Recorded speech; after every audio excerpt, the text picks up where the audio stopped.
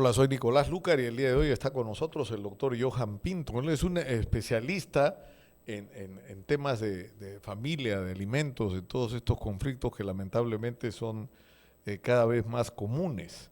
Bienvenido, doctor, muchas gracias. Gracias, Lucar, por la invitación. Por estar con nosotros. Comencemos por definir cuál es el marco, porque ahora se le está dando una importancia, incluso hemos llegado al extremo donde si alguien no paga la pensión alimentaria puede ir preso, ¿no es cierto? Que es un poco absurdo, ¿no? Porque vas preso, entonces no puedes trabajar por no pagar y al final terminas no pagando, ¿no? Al final terminas perjudicando al menor. Por supuesto, ¿no? Se perjudica a la familia, ¿no? Así es. ¿No? Pero digamos, ¿cuál es el marco en el que estamos? O sea, ¿cuáles son las obligaciones que existen y que tendrían que ser cumplidas cuando se produce una ruptura de un matrimonio, cuando alguien tiene un hijo? ¿Qué responsabilidades tiene que asumir? Bueno, te comento, muchos de los casos que llegan al Centro de Asesoría Inmediata del Estudio CENICE, sobre todo madres de familia, llegan preocupadas porque ni siquiera saben qué es. ¿A qué tienen derecho? Así es, qué son los alimentos o qué comprenden los alimentos.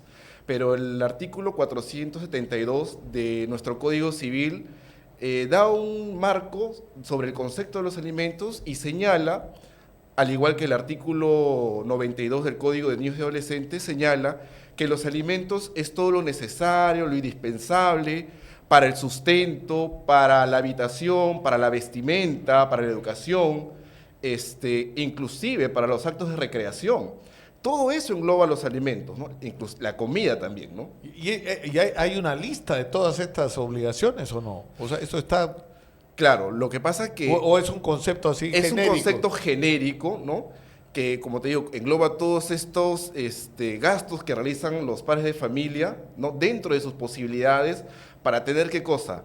El estado de necesidad de una persona o de un integrante de la familia, que en este caso puede ser un menor de edad, que es evidente que está en un estado de necesidad, o puede ser inclusive una persona adulta que también puede estar pasando por un estado así y que requiere alimentos. Ahora, ¿quién tiene derecho? O sea, porque ya se separa, por ejemplo, pongámonos acaso una separación. Así es. La esposa tiene derechos, se supone. Por supuesto. Pero si los dos trabajan, o a veces ocurre que ella trabaja y él se quedó sin chamba, ¿cómo funciona ahí el tema de los alimentos? ¿Igual el esposo es el que está obligado? Muy bien, es una excelente pregunta. ¿Qué señala el Código Civil respecto a los alimentos? Los alimentos, sobre todo el artículo 481 del Código Civil, señala que los alimentos se deben determinar en base a dos conceptos, a base de dos cosas. Uno, a las necesidades del alimentista, en este caso a la persona que requiere alimentos, y a las posibilidades económicas del alimentante, es decir, del obligado alimentario. Entonces, ¿qué sucede? Tiene que demostrarse cuáles son los gastos que realiza, por ejemplo, en este caso el alimentista, el menor, por ejemplo, alimentos, comida, ¿no? Educación, los gastos que se realizan mes a mes para el pago del colegio, temas extracurriculares, de repente llevan al niño a hacer deportes, claro. Los actos de recreación, vestimenta. Claro. Pero también está del otro lado las posibilidades económicas del obligado alimentario. No es que yo, porque considero que mi hijo debe tener una vida pues excesiva, ¿no? Un menor de edad yo pueda pedir pues 10.000 soles, 20.000 soles de pensión de alimentos, no, porque del otro lado debe estar, ¿qué cosa? Las posibilidades del obligado alimentario, ¿no? Ahora, a tu pregunta, Lucar, ¿qué pasa si el papá no trabaja? Bueno, eso no es excusa para no pasar alimentos. El código señala que quien está en posibilidades de pasar alimentos debe pasar los alimentos porque es su obligación. Incluso llegan casos al estudio, por ejemplo, de muchachos 19, 20 años que están estudiando, pero tienen hijos de 4 o 3 meses y dicen, doctor, me preguntan, ¿no? Yo no estoy obligado a pasar alimentos porque yo no trabajo y estoy estudiando. No es así. Acá, ¿qué se prioriza? El artículo 9 del Código de Niños y Adolescentes prioriza el interés superior del menor. Más allá de si estés trabajando o no, estás obligado a pasar una pensión de alimentos. Ahora, pero digamos, en esa situación, lo que usted dice, doctor Pinto, hay una especie de equilibrio que hay que establecer entre las necesidades del menor y las posibilidades reales, hablando solo de menores, ¿no? Digamos, del padre. Pero, ¿quién determina eso? O sea, ¿cómo es que se establece esos parámetros? ¿Tiene que intervenir quién? ¿Un juez para decidir eso? No necesariamente. Puede ser, y generalmente se da porque hay un entendimiento todavía entre ambos padres que están separados, pero quieren llegar a un acuerdo, pero no necesariamente quieren llegar a un proceso judicial que es tedioso, toma tiempo, es un gasto de dinero. Lo que prefieren es llegar a un acuerdo conciliatorio, ¿no? Van, hacen su solicitud conciliatoria, invitan a la otra parte y no solamente llegan a un acuerdo sobre los alimentos, sino también sobre la tenencia, sobre un régimen de visitas para el padre que ya no está en la casa, ¿no? Entonces, en caso de que ese acuerdo no prospere, tienen necesariamente que llegar pues a una demanda judicial, ¿no? Ahora, se supone que esto tiene un límite, ¿no es cierto? En la edad. ¿Hasta qué edad un menor o un hijo, pues no hablemos de menor en este caso, sino un hijo, porque acabamos de hablar de este caso, por ejemplo, un chico que tiene estudiante, 19, 20 años, ¿no? Y es hijo de una pareja separada, el padre está obligado a sostenerlo, ¿no es cierto? A pagarle los estudios. ¿Hasta cuándo? O sea, ¿hay un límite en edad? ¿Hay un límite? Claro, a ver, por regla general, los alimentos se deben pagar hasta los 18 años de edad. Una vez cumplidos, esta obligación cesa automáticamente, pero hay una excepción. Cuando los hijos cumplen la mayoría de edad, 18 años hacia adelante hasta los 28, los padres están en la obligación de pasar los alimentos siempre y cuando los hijos sigan estudios profesionales o un oficio con éxito. Es decir, que si hay un hijo que si bien está estudiando en la universidad, pero jala y jala, evidentemente el padre ya no está obligado a pasar a los alimentos. Ahí pierde el derecho. Pierde el derecho, en efecto. Y los derechos de alimentos de las esposas o de las ex esposas o de las exparejas, es decir, una pareja se separa, ¿no es cierto? Así es. Y así no tengan hijos, ¿el esposo está obligado Sí, a ver. ¿Qué es lo que pasa? Cuando hay un matrimonio, hay obligaciones, ¿no? Por ejemplo, el de convivir juntos en una misma casa y también hay otras obligaciones como el de solventar los alimentos al otro cónyuge. Cuando hay el divorcio, evidentemente cesa el matrimonio y también cesa la obligación de pasar alimentos, pero excepcionalmente el juez puede determinar una pensión de alimentos para ese excónyuge que se encuentra en un estado de necesidad. Ahora, si ese excónyuge por así decirlo, acaba ese estado de necesidad, el cónyuge ya que estaba obligado a pasar alimentos ya no estaría obligado, tendría que pedir una exoneración de los alimentos, ¿no? O en todo caso, si ese excónyuge que estuvo en un estado de necesidad se vuelve a casar, el que le pasaba ya no está obligado a pasar. La obligación, pero eso está claramente normado, es decir, no porque te separaste, porque te divorciaste, estás obligado por el resto de tu vida de pasarle una pensión a tu expareja. Así es, por eso te digo, excepcionalmente cuando hay un estado de necesidad, ¿no? Ahora, el mundo ha cambiado mucho, ¿no es cierto? Y es como que siempre que se habla de alimentos se habla como una obligación de los varones, pero ¿qué pasa en esos hogares donde la que para la olla es la esposa? Perfecto, a ver. O sea, ¿hay algún caso en el que el varón haya reclamado alimentos? Pero por supuesto, la obligación alimentaria es recíproca para los cónyuges, inclusive hay casos en los que los concubinos, quienes no están casados, también pueden recibir alimentos.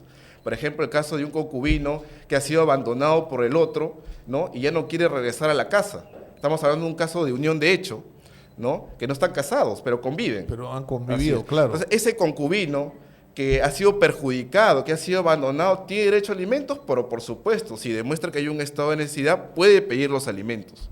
Pero, digamos, el requisito es demostrar el estado de necesidad. En efecto, tiene que demostrar. Que no se puede valer por sí mismo, digamos, que no puede solventar no puede solventar por sí mismo sus propias necesidades, sino que requiere de otra persona. Para eso también en el Código Civil hay un orden de prelación, ¿no? Por ejemplo, si este cónyuge requiere alimentos, ¿a quién debe recurrir primero? Es al otro cónyuge, ¿no? Salvo que ese cónyuge demuestre que de cumplir con esos alimentos pone en peligro su propia subsistencia. ¿A quién se recurre por segundo nivel? A los descendientes, a los hijos. Y en tercer nivel, ¿no?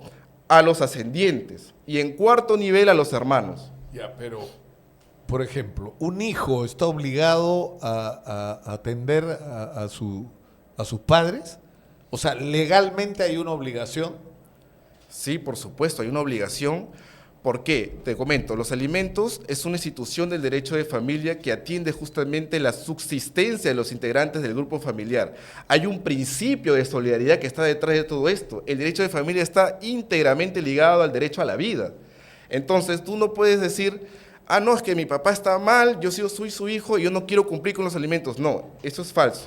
Pero hay un orden de prelación. Si mi cónyuge puede pagarme los alimentos, puede pagarme una pensión, una cuota alimentaria, es a él o a ella quien debo recurrir primero. Si este cónyuge no puede hacerlo, tendré que recurrir a mis descendientes, a mis hijos, ¿no?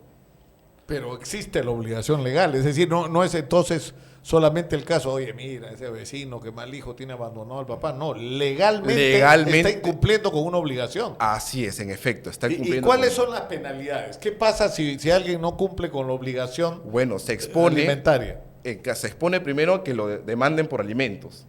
Segundo, si se determina una pensión de alimentos y este no cumple, el alimentista, es decir, que está en estado de necesidad, pone de conocimiento al juzgado de que la otra parte no cumple con los alimentos y puede cometer el delito de omisión a la asistencia familiar, ¿no? Además de que hay otras implicancias, por ejemplo, como la inscripción en el registro de deudores alimentarios, el popular REDAM, ¿no? Es un registro que existe, ¿no es cierto? Así es, desde el 2007. Y es de público acceso, ¿no? Por supuesto. Es más, no vas a tener acceso a créditos, en fin, ¿no? Por estar inscrito en ese registro de deudores alimentarios, ¿no? Basta que tú no cumplas con 3 cuotas, sean consecutivas o alternas. Eso no sabía. Así es. Y apareces ahí y eso se reporta también al sistema financiero. En efecto. O sea, dejas de ser incluso sujeto de crédito o de confianza crediticia, digamos. En efecto, no tienes nadie te va a prestar dinero. Ahora, comenzamos esta conversación, doctor Pinto, hablando sobre las medidas estas de... justamente hablábamos sobre la crisis penitenciaria hace poco y me contaba el ex jefe del INPE la cantidad de presos que hay por omisión a la atención familiar, se llama, ¿no? Omisión. A la asistencia familiar. A la asistencia familiar, que hay muchísima gente, entonces es muy loco, gente que está presa y en la mayor parte de los penales no se puede trabajar, están asignados, es una desgracia, entonces no pueden asistir a sus hijos. O sea, están siendo castigados por no asistirlos y el castigo es perpetuar esa condición, ¿no es cierto? Cuando en todo caso deberías hacerlos trabajar para que atiendan a sus hijos, ¿no? Así es, y sobre todo el hecho de que una persona pueda llegar a estar presa por el delito de omisión de licencia familiar, uno lo puede ver desde el lado superficial, que estás perjudicando, estás generando, mejor dicho, un castigo a esa persona que incumple, pero del otro lado perjudicas al menor. ¿De dónde consigue el menor los alimentos? Si la madre no puede y el otro está preso. Se queda en un estado, pues, de una necesidad. Ahora, está muy generalizado esto, ¿no, Johan? Este tema de... Sí, sobre todo cuando hacen las redadas policiales. No, pero me refiero a la lamentablemente, por la crisis económica, por lo que fuera, empiezan los problemas y el padre simplemente zafa y deja ¿no? En el desamparo a su familia, ¿no? Así es. Hay muchos que ni siquiera firman a sus hijos, ¿no? Y bueno, en ese caso la madre se ve obligada a realizar una demanda de filiación extramatrimonial y acumulativamente una pensión de alimentos, ¿no? Para, a través de una prueba de ADN, poder determinar la relación paterno-filial. ¿Y esto prescribe? Es decir, por ejemplo, si tu papá nunca te pagó alimentos, tú tienes 35 años y lo demandas por no haberte pagado alimentos hasta los 18 años, ¿tú puedes reclamar eso? Excelente pregunta, y esa es una de las preguntas más recurrentes en el estudio. Fíjate, si no demandas alimentos, en criollo, podría decirlo, ya fuiste, pues, porque los alimentos corren a partir de la notificación de la demanda hacia adelante. Si nunca los pediste, no puedes pedir que te den los alimentos. O sea, no hay retroactividad, ni devengados, lo que no me has pagado.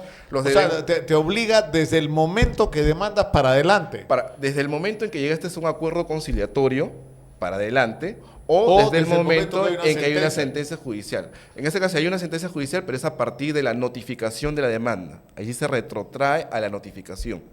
Ahora, ustedes lo que tratan, me imagino, es de llegar a una conciliación, ¿no es cierto? Y eso supone que el abogado especialista en estos temas tiene que tener mucho de como coach, ¿no es cierto? ¿No? De manejar pasiones, emociones, porque detrás de una separación, de una situación de esta naturaleza, siempre hay ¿no? emociones intensas, ¿no? En efecto, sí. ¿Ah? Sí, me ha pasado, ¿no? A veces personas que no se llevan bien y empiezan a discutir antes inclusive de que empieza el procedimiento conciliatorio, ¿no?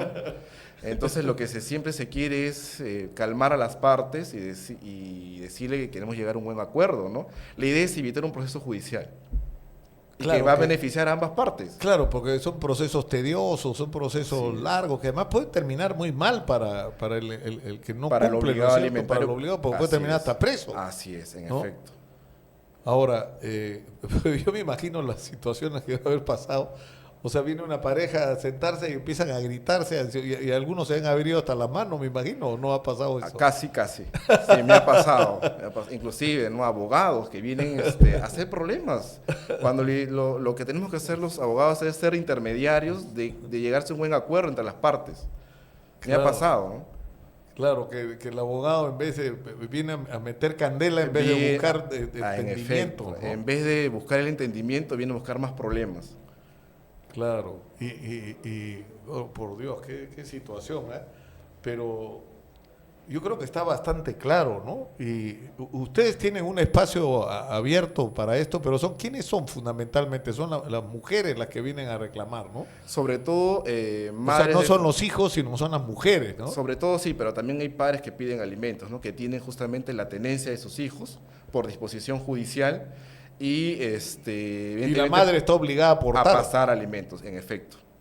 Según, claro, bajo este concepto que nos ha explicado también Johan. Dentro de las posibilidades. Claro, que tienes que tener en cuenta las necesidades y las posibilidades de la otra parte de cubrirlas, ¿no es cierto? Claro. Yo creo que está clarísimo. Y está clarísimo además que hay que llamar a CENICE, ir al centro de atención inmediata, ¿no? ¿Ah? A que quede en Lince, y entonces nosotros los invitamos a Avenida Arequipa 2661A. ¿no? Lince. A 2 cuadras, acá en Lince, a 2 cuadras de Javier Prado. Así es. Está claro, el teléfono, por si acaso, está ahí, puesto acá en la pantalla. Un gusto, Johan, y espero no tener nunca que encontrarme contigo. Muchas gracias. Espero, un gusto. Muchas gracias por estar ahí. Chao. CENICE Abogados, defendemos lo que más valoras.